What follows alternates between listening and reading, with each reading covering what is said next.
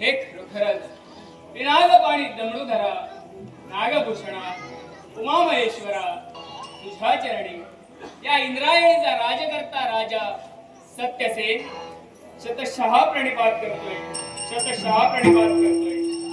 खरोखरच 12 वर्षाचा गुरुवेचा कालखंड पूर्ण केला आणि आमची पावलं पडली ती या राजप्रासादाकडे आणि त्याच वेळी माझ्या पित्यांची आज्ञा किंवा आता राजाच्या राज्याविषयी तुझ्या हातून घडावा आणि म्हणूनच पित्याची आज्ञा शिरसमान मानून आम्ही माझ्या पित्याच्या आज्ञेस होकार दिला.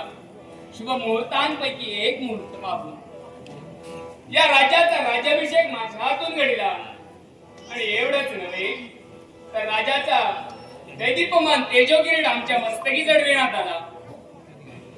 राजतिलक मस्तकी लावून सप्त सिंधूंचे जल आमच्या मस्तकी चर्चित करण्यात आलं आणि त्याच वेळी अंकुश लेखणी आणि लगाम ही राज्याची राजसूत्र हाती घेऊन आम्ही या राजगादीवर विराजमान झालोय.